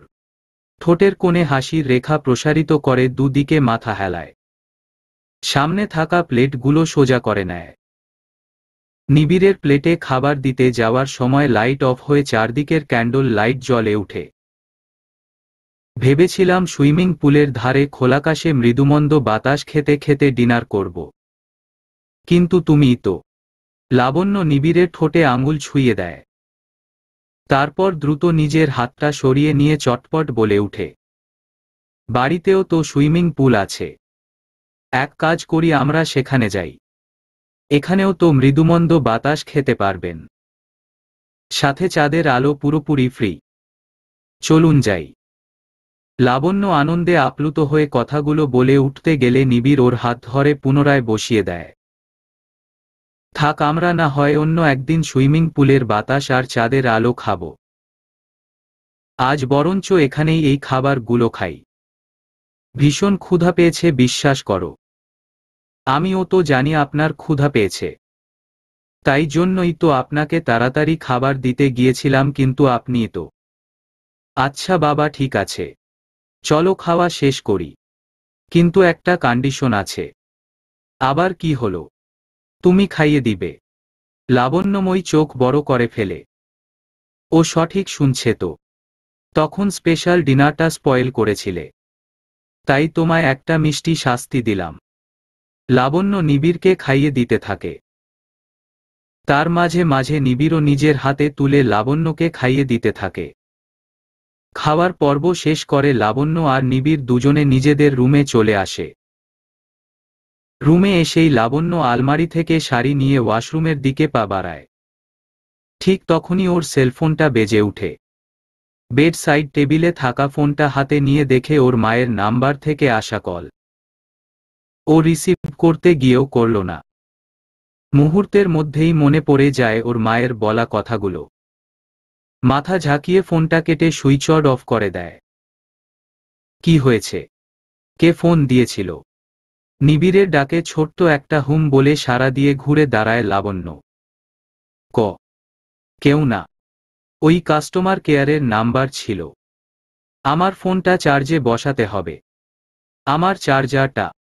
লাবণ্য এদিক ওদিক তাকাতে থাকে। ড্রেসিং টেবিলের ওপরে থাকা চার্জারটা নিয়ে নিবিড় লাবণ্যর হাতে ধরিয়ে দেয়। লাবণ্য কাপা হাতে নিজের ফোনটা চার্জে বসায়।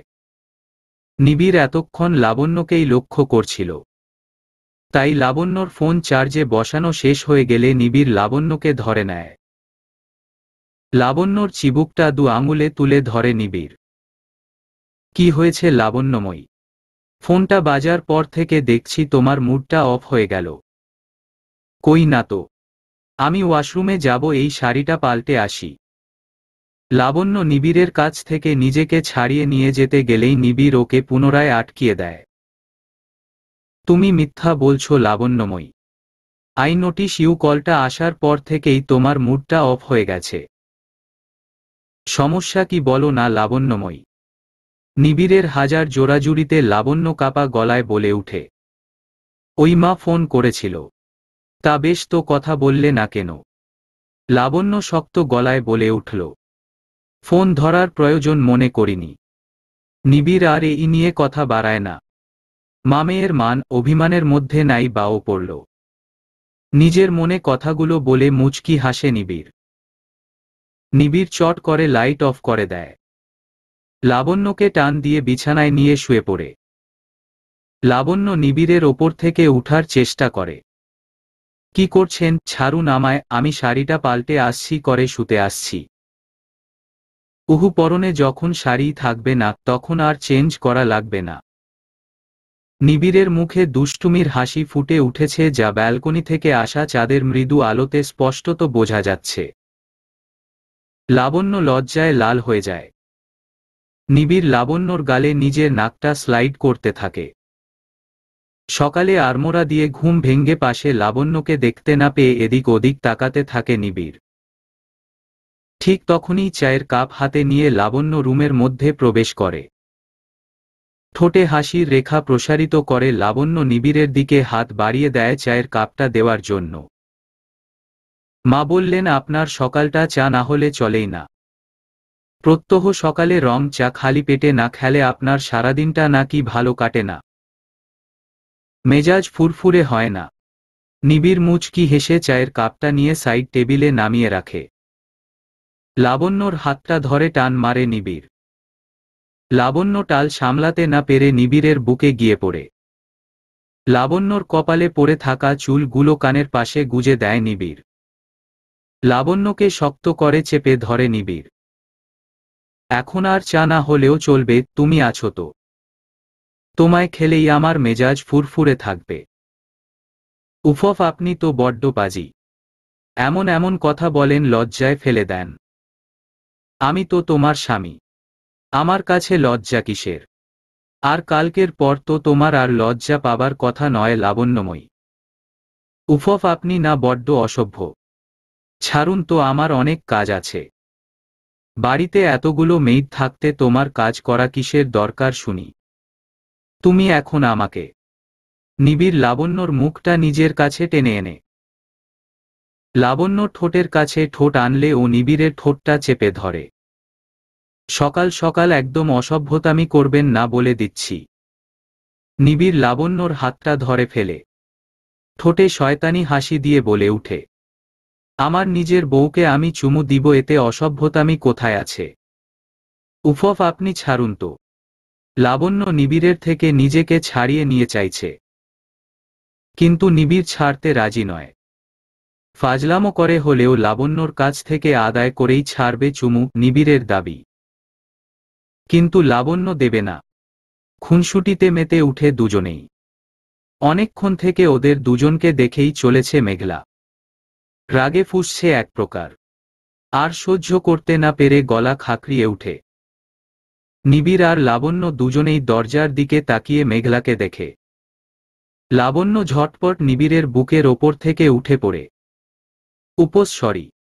আমি বোধহয় ভুল টাইমে চলে এসেছি। এক্সট্রিমলি সরি নিবিড় ভাইয়া। মেঘলা ধীর গলায় স্বাভাবিকভাবেই কথাগুলো বলে উঠল। লাবণ্যর দিকে তাকিয়ে মেঘলা মৃদু হেসে বলে, আমি কি আসতে পারি? নাকি পরে আসব? লাবণ্য কাছে এগিয়ে গিয়ে মেঘলা হাত ধরে রুমের মধ্যে নিয়ে আসে। না না, তুমি এসো। কেমন আছো? কেমন আছো তুমি? অবশ্য ভালোই আছো। আর কতটা ভালো আছো তা তো তোমার চোখে মুখেই ফুটে উঠছে। মেঘলার বলা কথাগুলো লাবণ্য স্বাভাবিকভাবে নিলেও নিবিড় বুঝতে পারে মেঘলার কথাগুলো। বুঝে নেয় মেঘলা মেনে নিতে পারছে না ওদের সম্পর্কটা। যাই হোক, মামি তোমায় ডাকছে। আমি কি গিয়ে বলবো তুমি এখন আসতে পারবে না? মা না না, আমি এক্ষুনি যাচ্ছি তো। লাবণ্য চলে আসতে চায়। মেঘলা ওর হাত ধরে বলে, নিবিড় ভাইয়া তোমাকে ছাড়বে তো? লাবণ্য একবার নিবিড়ের দিকে তাকিয়ে মাথা নিচু করে নেয়। তার মানে মেঘলা সব শুনেছে। ঈষৎ ওর তো লজ্জায় মাথা কাটা যাচ্ছে। সত্যিই এই মানুষটা লজ্জায় ফেলতে পারে। মেঘলা লাবণ্যর কাঁধে হাত রেখে তাচ্ছিল্যর সহিত বলে উঠে, আমি সব কথাই শুনেছি। থাক, তোমায় আর লজ্জা পেতে হবে না। স্বামী তো তার স্ত্রীকে আদর করবেই, it's normal and carry on. Labanya আর কিছু বলে না। এক ছুটে রুম থেকে বের হয়ে যায়। লাবণ্য চলে গেলে মেঘলা দরজাটা লক করে দেয়। নিবিড় রাগী চোখে মেঘলার দিকে তাকিয়ে থাকে। দাঁতে দাঁত চেপে বলে উঠে, দরজা কেন বন্ধ করলি? দেখছিলাম তোমার দরজার লক নষ্ট নাকি? না মানে নিজের বউকে আদর সোহাগ করছো, ভালো কথা। তাই বলে দরজা খুলে রাখবে? নাকি আমাকে দেখাতে চাও আমার রুমের দরজা খোলা রাখবো নাকি লক নষ্ট করে রেখে আমার বউকে আদর করব? সেটা একান্তই আমার ব্যক্তিগত ব্যাপার। সেখানে তোকে নাক না গলালেও চলবে। তাচ্ছিল্যের হাসি হাসে মেঘলা। নিবিড়ের চোখে চোখ রেখে প্রশ্ন করে, তুমি ওকে সত্যিই ছুঁয়েছ? ওর গলার লাভ বাইটগুলো তোমার দেওয়া? নিবিড় চোখ গরম করে মেঘলার দিকে তাকায়। শোয়া থেকে উঠে বসে হাত বাড়িয়ে পাশে থাকা তোয়ালেটা কোমরে পেঁচিয়ে নিয়ে উঠে দাঁড়ায়। হেঁচকা টানে মেঘলাকে নিজের কাছে নিয়ে আসে। দাঁতে দাঁত চেপে বলে উঠে, তোর কি এখনো হ্যাঙ্গওভার কাটেনি? আর তুই এখানে কি করছিস? আমি তো তোকে সকালে আনতে যাব বলেছিলাম। তোমার বউ এর আদরে আমার কথা তোমার মনে আছে? পাগল হয়ে গেছিস নাকি? কি সব আবোল তাবোল বকে চলেছিস? মেঘলা করুণ চাহনিতে নিবিড়ের চোখে চোখ রাখে। নিবিড়ের বুকে গলায় হাত রেখে প্রশ্ন করে, তোমার বুকে এই নখের আঁচড়, গলায় লাভ বাইট, এই সব কিছু ওই লাবণ্যর দেওয়া? প্রচণ্ড রাগে ক্ষিপ্ত হয়ে নিবিড় মেঘলার হাত দুটো পিছনে মুড়িয়ে ধরে। মেঘলার চোখের কোণ বেয়ে কয়েক ফোঁটা পানি গড়িয়ে আসে। কাল তুমি লাবণ্যর শরীর ছুঁয়েছ। তোমার শরীরের প্রতিটা ভাঁজেও কি লাবণ্যর ছোঁয়া আছে? নিবিড় আর নিজের রায় সংবরণ করতে পারে না। মেঘলার এক হাত গায়ের সর্বশক্তি দিয়ে পেছনে মুচড়ে ধরে, আর এক হাত দিয়ে গাল দুটো চেপে ধরে নিবিড়। মেঘলা দু চোখ বন্ধ করে অস্পষ্ট স্বরে ব্যথায় কুঁকড়ে যায়। দু চোখ থেকে সমুদ্রের ন্যায় নোনাপানি ঝাঁপিয়ে আসে। লাবণ্য আমার বিয়ে করা স্ত্রী মেঘলা। তাই আমাদের পার্সোনাল ম্যাটারে প্রশ্ন করার অধিকার তোর নেই। আর লাবণ্য নয়, ভাবি বল। মেঘলাকে সজোরে ধাক্কা দেয় নিবিড়। মেঘলা কয়েক পা পিছিয়ে নিজের টাল সামলে নেয়। ব্যথায় নিজের কাঁধ ধরে নেয়। কাপা গলায় বলে উঠে, খুব ভালোবাসো লাবণ্যকে, তাই না নিবিড়? নিজের স্ত্রীকে ভালোবাসাটাই তো স্বাভাবিক, তাই না? আর আমার ভালোবাসা বাসি তো ভালোবাসি বোন হিসেবে। নিবিড়, ডোন্ট কল মি নিবিড়, সেড মি নিবিড় ভাইয়া। তুই এখন আসতে পারিস। নিচে যা, আমি ফ্রেশ হয়ে আসছি। এতটা অবহেলা করছো আমায়? তুমি কি সব ভুলে গেছো? ভুলে গেছো আমাদের 3 বছরের সম্পর্কের কথা? তা না হলে বিয়ে করতে পারতাম। তুই আমার বোন, এতটুকুই তোর সাথে আমার সম্পর্ক। চল যা এখন। আর এভাবে আমার রুমে আসবি না। লাবণ্য খারাপ ভাবতে পারে। আমি আমার স্ত্রীকে নিয়ে সুখে সংসার করতে চাই। মেঘলাকে আর কিছু বলতে দেয় না নিবিড়। হাত ধরে টানতে টানতে বাইরে বের করে দেয় নিবিড়। মেঘলা কিছু বলতে গেলেই নিবিড় দরজাটা ওর মুখের ওপর বন্ধ করে দেয়। মেঘলা বেশ কয়েকবার দরজা ধাক্কাতে থাকে। নিবিড় সে সবে পাত্তা দেয় না। আয়নার সামনে দাঁড়িয়ে বুকের আঁচড়, গলায় লাল দাগ দেখে মুচকি হাসে নিবিড়। ওর মনে আর কোনো সংশয় নেই, লাবণ্যকে নিয়েই সারাজীবন সংসার করতে পারবে নিবিড়। লাবণ্যই ওর জীবন সঙ্গী হিসেবে পারফেক্ট। মেঘলা চোখের পানি মুছে টলমল পায়ে সিঁড়ি বেয়ে নেমে আসে ড্রয়িং রুমে। ড্রয়িং রুমে তখন সবার হাসির উল্লাস। শিউলি বেগম সিঁড়ি থেকে মেঘলাকে নামতে দেখে এগিয়ে গেলেন।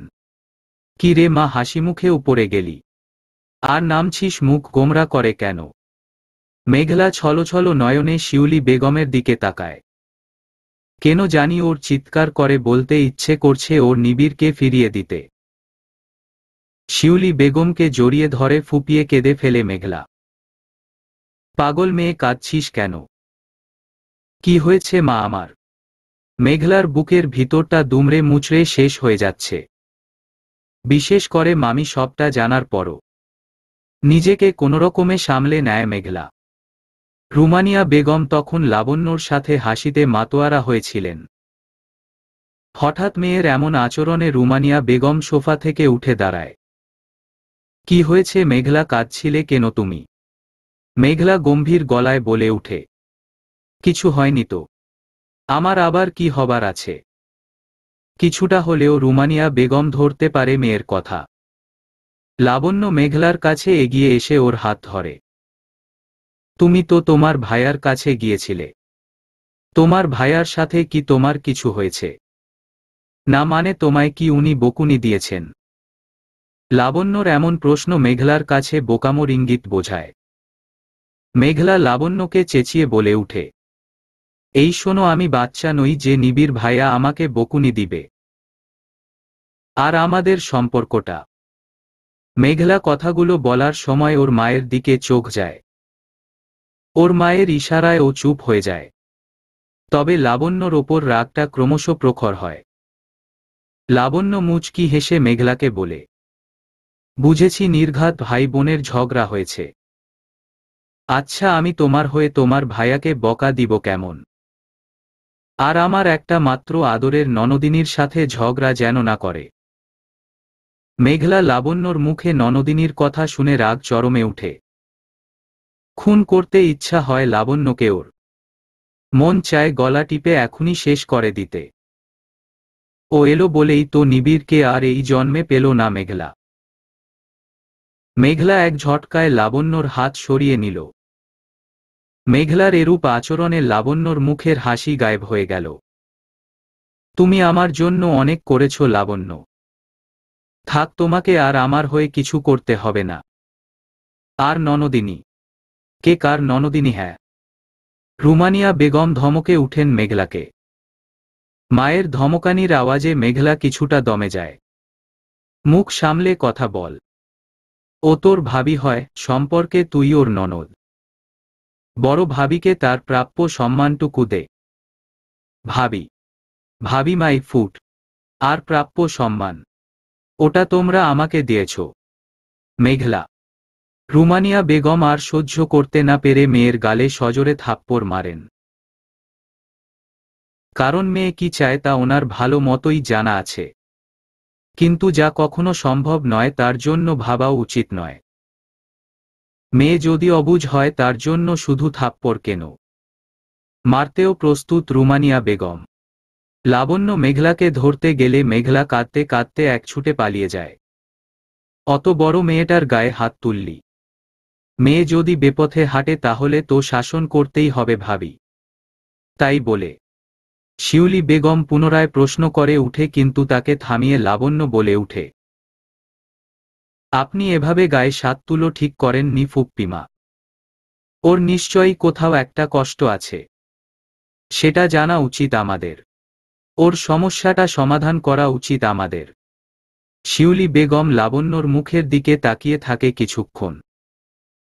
মূলত বোঝার চেষ্টা করছে এই মেয়ে কি বলছে। মেঘলা যে ওর স্বামীকে চায় সেটা জানলে কি করবে ও।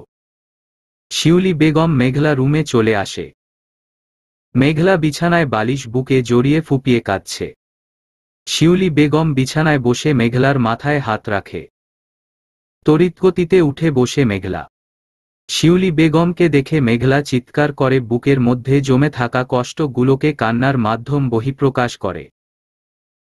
শিউলি বেগম সস্নেহে মেঘলাকে বুকে জড়িয়ে নেয়। বেশ কিছুক্ষণ কান্না করার পর মেঘলা একটু শান্ত হয়। তবে চোখের কোণ বেয়ে নোনাপানিরা এখনো গড়িয়েই পড়তে থাকে। দেখ মা, তুই অন্তত এবার সবটা মেনে নে। সবকিছুই তো ভাগ্যের ওপর নির্ভর করে। আমি বলি কি, তুই নিবিড়কে ভুলে যা। দেখ, যেটা হবার নয় সেটা নিয়ে কেন ভাববি বলতো।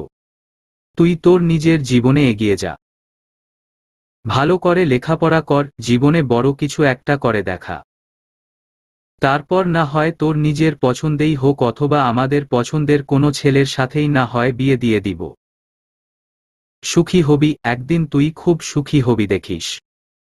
শিউলি বেগমের কথায় মেঘলার যেন সর্বশরীরে ক্ষোভের আগুন জ্বলে উঠল। চিৎকার করে বলে উঠল, সুখী হব, কিন্তু আমি যে নিবিড়ের সাথে ছাড়া আর কারুর সাথে সুখী হতে পারবো না। সেটা তো তোমরা সবাই জানো। আর ভাগ্য? কিসের ভাগ্য? হ্যাঁ, কিসের ভাগ্য? আরে ভাগ্য তো তোমরাই তৈরি করেছো আমার। নিবিড় ভাইয়া বলেছিল তো, নিবিড় ভাইয়া বলেছিল আমাকে বিয়ে করবে, কিন্তু তোমরা মেনে নাওনি। পাপা, মামু এরা মেনে নেয়নি। আমরা ভাই বোন, আমাদের বিয়ে মানতে পারবে না মামু। কেন করলে আমার সাথে এমন? শিউলি বেগম স্বাভাবিক কণ্ঠে বলে উঠে, ভুল তো উনারা কিছুই বলেননি।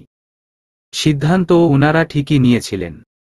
তোদের দুজনকে একসাথে বড় হতে দেখেছি। ভাই বোনের মতো একসাথে খেলাধুলা করেছিস। ভাই হিসেবে বোনের দায়িত্ব পালন করেছে নিবিড়। কিন্তু এখন বড় হয়েছিস বলেই যে তোদের ভাই বোনের সম্পর্কটা প্রেমের হয়ে যাবে, সেটা আমরা কেউ মানতে পারবো না মেঘলা। মামি, তুমি এই কথা বলছো? একদিন তুমিই তো আমায় বলেছিলে নিবিড় ভাইয়ার সাথেই আমার বিয়ে দিবে। লাবণ্যর সাথে বিয়ে হওয়ার পরেও তো তুমি বলেছিলে ওই মেয়েকে তুমি তাড়িয়ে দিবে, আমাকে তোমার ছেলের বউ করে আনবে। এখন তাহলে এমন কথা কেন বলছো তুমি?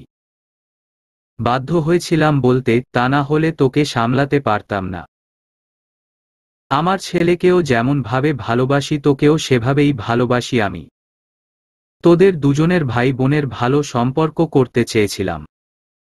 ভেবেছিলাম আমার নিজের একটা মেয়ে নেই তো কি হয়েছে, তুই আমার একটা মেয়ে। কিন্তু পরে বুঝলাম তোর নিবিড়ের প্রতি আবদার, বায়না বোনের না একজন প্রেমিকার।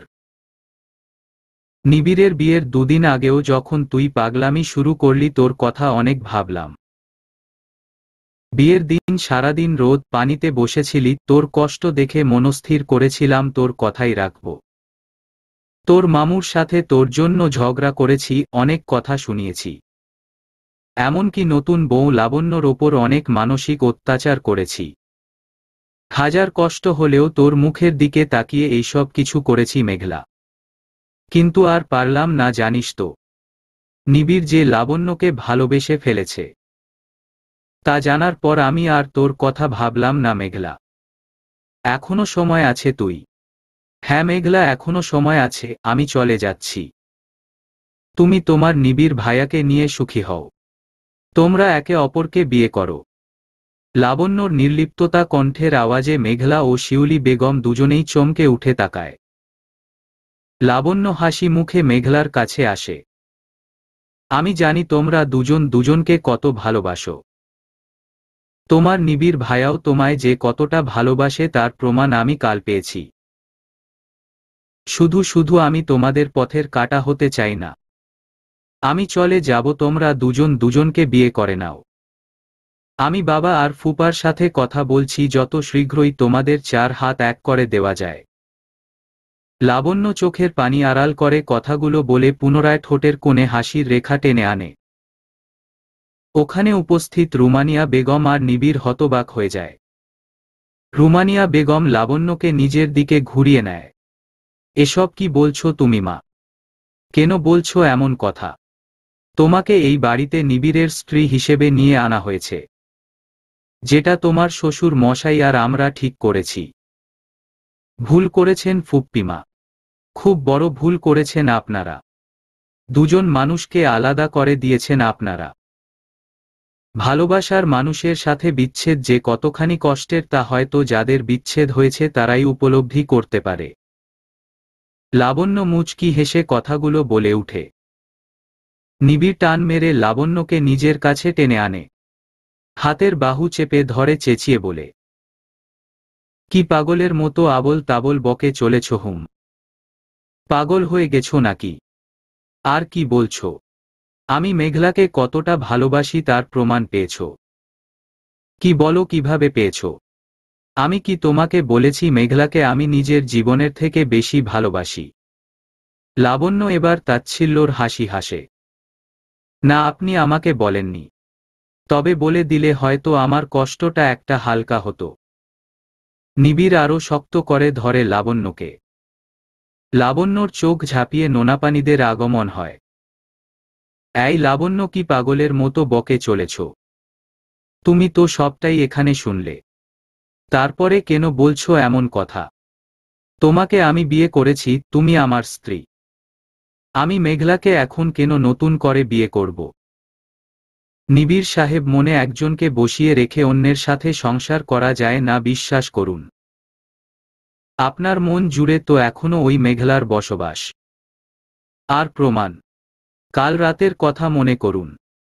নিবিড়ের এবার রাগের মাত্রাটা বেড়ে যায়, তাই ওখান থেকে বের করে নিজের রুমে নিয়ে যায়। লাবণ্য সাথে সাথে বিছানায় গিয়ে আছড়ে পড়ে। নিবিড় সশব্দে দরজা বন্ধ করে দেয়। রুমানিয়া বেগম চোখ গরম করে কান্নারত মেঘলার দিকে তাকিয়ে থাকে। একটা কথা কান খুলে শুনে রাখো মেঘলা, তোর জন্য যদি লাবণ্যর সংসার ভেঙে যায় আমি কিন্তু তোকে ক্ষমা করব না। সংসার? লাবণ্যর সংসার? ওটা আমার সংসার, বুঝেছ? সেই ছোটবেলায় যখন খেলনা বাটি খেলতাম তখনই তো আমি নিবিড় ভাইয়ার সাথে সংসার পেতেছিলাম। ওটা আমার সংসার হুম। আর লাবণ্য তো চলেই যাবে বলছে, তাহলে তো আর কোনো বাধা নেই। আমার নিবিড় ভাইয়া, আমায় ফিরিয়ে দাও তোমরা। রুমানিয়া বেগম গায়ের সর্বশক্তি দিয়ে মেঘলাকে এক থাপ্পড় মারলেন। মেঘলা বিছানার চাদর খামচে ধরে কেঁদে ফেলে। শিউলি বেগম ঘটনার আকস্মিকতায় কিছু বুঝে উঠতে পারে না, তাই নীরব দর্শকের মতো মা মেয়েকে একা ছেড়ে দিয়ে ড্রয়িং রুমে চলে আসেন। এবার বল, তোমাকে আমি এত ভালোবাসার পরেও তুমি আমাকে অবিশ্বাস করছো। লাবণ্য, কি করলে তুমি বুঝবে আমার মনের আর কোথাও মেঘলা নেই? লাবণ্য বিছানায় উঠে বসে নিবিড়ের চোখে চোখ রাখে। আপনার চোখ কিন্তু অন্য কথা বলছে নিবিড় সাহেব। দেখুন, আমি তো সবটাই জানি, তাহলে আমার কাছে কেন লুকাচ্ছেন? আমি বলছি তো চলে যাচ্ছি। আপনারা সুখী? নিবিড় লাবণ্যর গাল দুটো আচমকা ধরে ফেলে। লাবণ্য টাল সামলাতে না পেরে বিছানায় পড়ে যায়। কি বলছে আমার চোখ? হুম বল, কি বলছে আমার চোখ? নিবিড়ের চিৎকারের আওয়াজে লাবণ্য দু চোখ বন্ধ করে ফেলে। বল, আর কি বলছিলি? কাল রাতের কথা মনে করতে মনে আছে তো? কাল রাতে আমি তোর সাথে শুয়েছিলাম। তোর কি মনে আছে সে কথা? নাকি আজকের কথা ভেবে মনে করেছিস আমি কাল মেঘলার সাথে শুয়েছিলাম? লাবণ্য বুক ফাটা কষ্টে কান্নার মধ্যেও হেসে ফেলে। আপনি যদি সত্যিই মেঘলার সাথে কাল শুতেন প্রথমবারের মতোই আমার কোনো কষ্ট হতো না। কিন্তু কাল আপনি আমার সাথে থেকেও মেঘলার নাম করেছেন, মেঘলাকেই খুঁজেছেন। অন্তরঙ্গ অবস্থায় থেকে স্বামীর মুখে যদি অন্য কোনো মেয়ের নাম শুনতে হয়, তা একজন স্ত্রীর পক্ষে মৃত্যুর সমতুল্য হয়। নিবিড় লাবণ্যকে ছেড়ে দিয়ে ধপ করে মেঝেতে বসে পড়ে। তাহলে কি কাল রাতে আবেগে? না না। দুহাতে নিজের মাথার চুল টেনে ধরে নিবিড়। শিউলি বেগম ড্রয়িং রুমের সোফায় থম মোড়ে বসে পড়েন। ভাবতে থাকেন ভবিষ্যতের কথা। লাবণ্য কি করবে? লাবণ্য কি সত্যিই সব কিছু ছেড়ে চলে যাবে?